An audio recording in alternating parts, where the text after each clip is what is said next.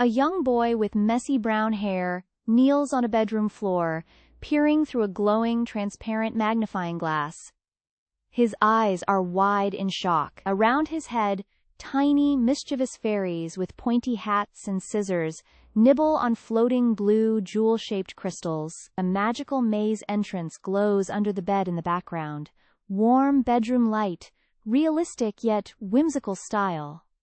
Dan stared at his math worksheet, the numbers blurred into squiggly lines. He blinked. 5 minutes had passed, and all he'd written was his name. "Focus, Dan," he whispered, but his eyes wandered to a glow beneath his desk. A strange, magnifying glass, clear as glass, warm as a sunbeam, lay on the floor. Dan picked it up and peered through. His jaw dropped. Tiny, giggling fairies with pointy hats were hopping around his head, snipping at shimmering blue gems with tiny scissors. "Hey!" Dan shouted. The fairies scattered, darting under his bed. Without thinking, Dan dove after them and tumbled headfirst into a glowing, twisting maze.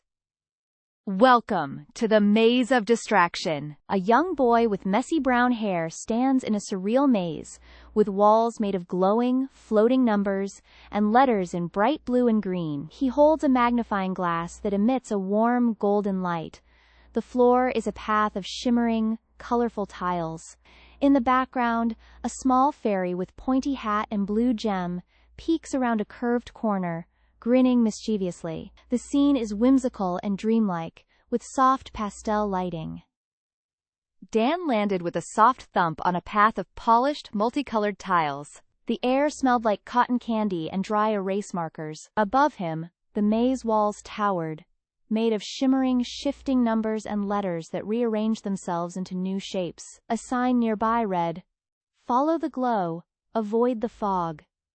Dan clutched the magnifying glass. To his left, one of the fairies peeked around a corner, clutching a blue gem and snickering. "Hey, come back!" Dan yelled, and he ran after her, the tiles beneath his feet lighting up with each step. A young boy in a whimsical maze, standing between two towering walls made of glowing letters that spell "Stop" in red and "Go" in green. A trail of blue sparkles leads forward on multicolored tiles, while gray fog rolls in from the left side. The boy holds a magnifying glass, looking determined and a little scared. Bright, colorful, dreamlike children's book illustration style. Dan rounded the corner and skidded to a stop. The fairy was gone, but a glowing trail of blue sparkles snaked ahead, winding between two towering walls of letters. The letters were humming, a low, buzzing song that made Dan's teeth tingle. He stepped closer, and the letters on the left wall rearranged themselves into a giant word, "Stop." On the right wall, another word formed, "Go." Dan looked down. The sparkles led straight between them. He took a breath, gripped the magnifying glass tight, and stepped forward. The moment his foot hit the glowing path, the word "STOP" flashed bright red, and the air turned cold. A thick, gray fog began pouring from the left wall, creeping over the tiles. A boy in a library stands on a glowing blue sparkle path between two towering walls made of colorful letters. One wall has a flashing red "STOP" word, the other a warm gold "Go" word. Gray fog swirls around his ankles, but he leans forward bravely into the bright tunnel ahead. The fog swirled around Dan's ankles like icy wool. He shivered and tried to pull his foot back, but the sparkling path held him fast. On the right wall, the word "Go" flickered a warm gold. Dan thought of the hidden page and the missing fairy. "I can't stop now," he whispered. He leaned forward, and with a soft pop, the cold fog vanished. The letters on both walls hummed louder, a happy, buzzing tune, and the blue sparkles ahead blazed brighter, lighting a crooked path through a tunnel of dancing alphabet. A dim, circular stone chamber lit by a single candle, with a small wooden desk in the center holding an open blank book and a hovering quill pen. The walls are covered in colorful glowing alphabet letters, and a young boy in sneakers stands at the entrance, looking curiously at the book. The tunnel twisted and turned like a spiral notebook, each letter on the walls glowing in its own color. Bored A's, green B's, purple C's. Dan followed the blue sparkles, his sneakers scuffing against the stone floor. Ahead, he saw a round chamber lit by a single, flickering candle. In the center stood a small wooden desk, and on it lay an open book with blank pages. A quill pen hovered above the first page, trembling as if waiting for someone to speak. Dan crept closer, his breath catching in his throat. Is this where the missing fairy lives? He wondered, but the room was empty. No fairy, no footprints, just that silent, waiting book. A round stone chamber lit by a single flickering candle on a wooden desk, an open book with a glowing quill writing, "Listen," in blue ink on a blank page, a faint illustration of a tiny fairy with a torn wing trapped in a jar forming on the opposite page, the walls lined with numbered stones, one stone subtly glowing, eerie magical atmosphere with shadows dancing. Dan stepped into the circle of candlelight. The quill dipped itself, wrote a single word in shimmering blue ink. Listen. Dan held his breath. From somewhere deep in the tunnel came a soft, sorrowful hum, like a harp with a single broken string. The book's next page turned on its own, and a picture began to draw itself. A tiny, translucent fairy with one wing torn, trapped inside a glass jar. Below the picture, the quill scratched out a message. She is caught in the Hall of Echoes. Dan felt a shiver dance down his spine. He looked around the empty chamber, then back at the book. How do I get there? He whispered. The quill stopped. The candle flickered twice. Then a new sentence appeared. Speak your name backward into the 9th stone on the left wall. Dan swallowed hard and turned to face the wall of stones. A narrow, spiral stone staircase descending into glowing blue mist, lit by faint candlelight, with a boy holding an open book at the top step, looking down nervously. Dan's voice trembled as he leaned close to the 9th stone. Nad, he whispered, his name, backward. At first, nothing happened. Then the stone grew warm, and a pale light seeped through its cracks. A low rumble shook the floor, and the stone slid inward, revealing a narrow staircase spiraling down into blue mist. Dan grabbed the book, took a deep breath, and stepped onto the first step. Behind him, the stone slid back into place with a soft thud. A narrow stone staircase spiraling down into blue mist, illuminated by a faint glow from a book held by a child. At the bottom, a wooden door with swirling carvings opens to a warm, golden round room filled with bookshelves and a candlelit table. Whimsical, mysterious, illustrated in a soft watercolor style suitable for a children's book. The stairs were steep and slick with damp.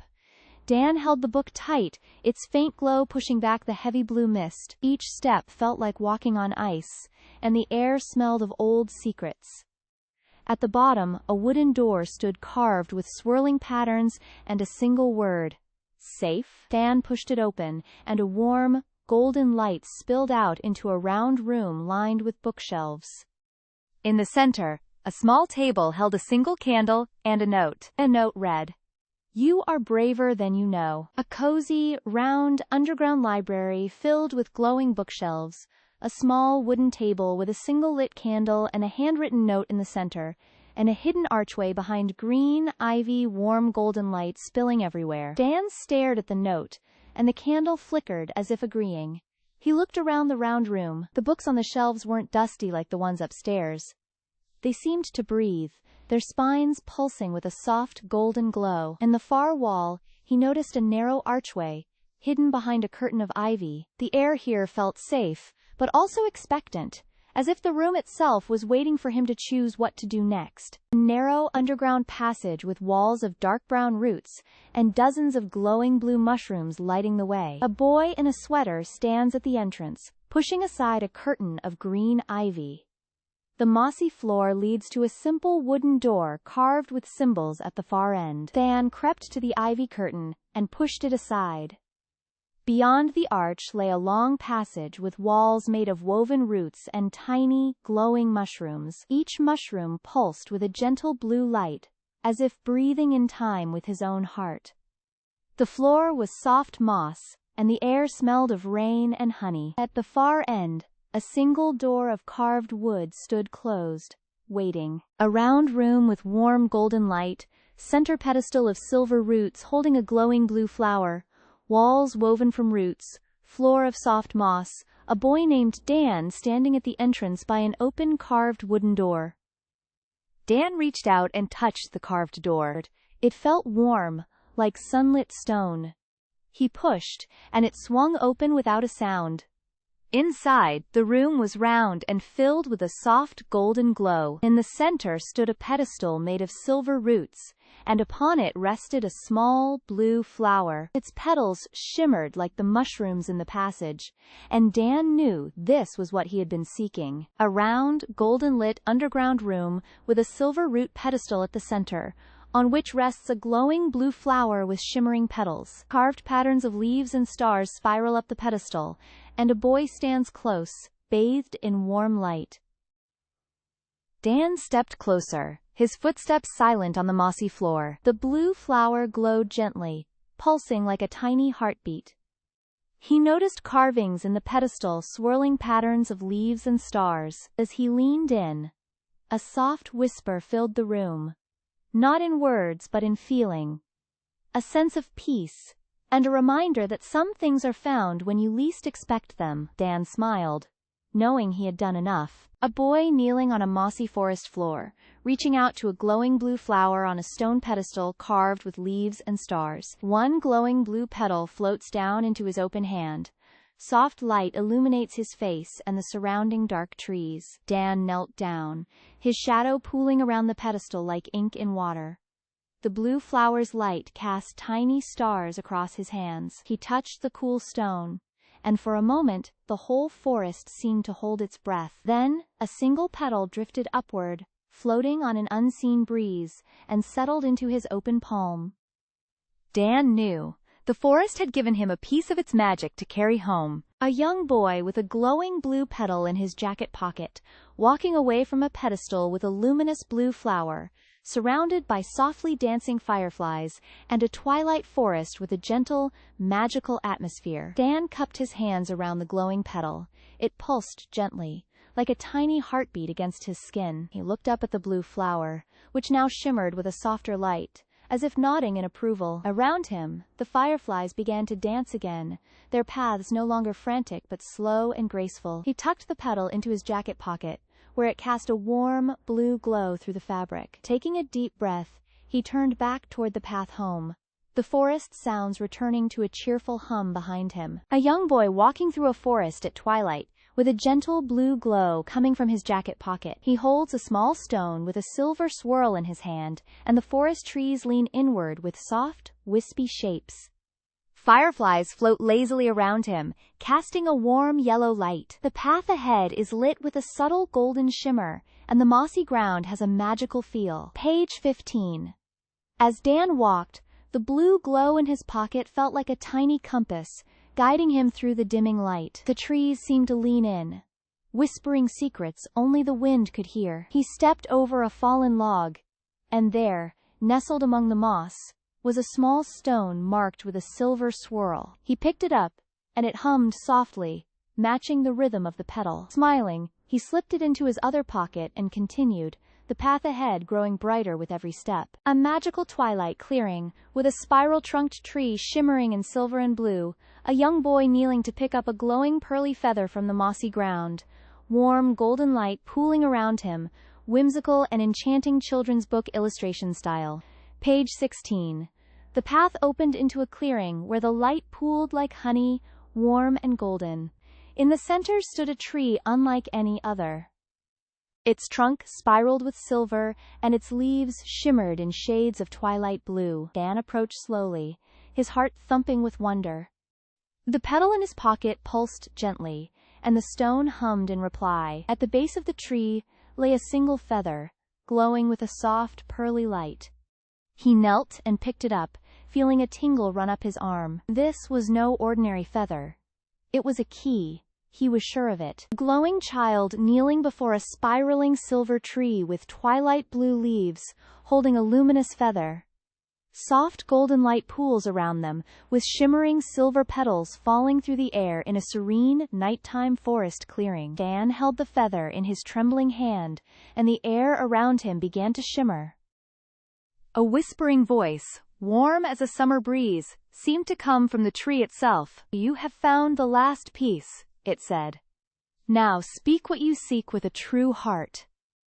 Dan looked at the petal, the stone, and the feather, and knew what he must do. He closed his eyes and whispered his wish. Not for himself, but for the meadow to bloom forever.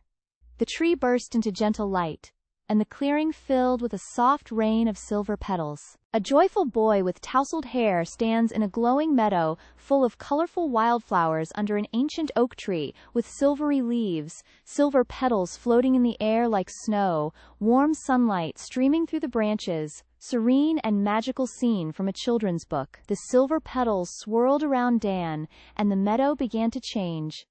Tiny flowers sprouted at his feet, spreading like a rainbow across the grass. The old oak tree grew new leaves, each one a different shade of green. The whispering voice returned, softer now. "The meadow will bloom forever, because your heart is kind." Dan smiled, and the feather, the stone, and the petal vanished in a final shimmer of light. From that day on, the meadow was a place of wonder, where every child who visited with a true heart could feel the magic of the trees. And Dan, with his friends by his side, knew that the greatest wishes are not for yourself, but for the world you love.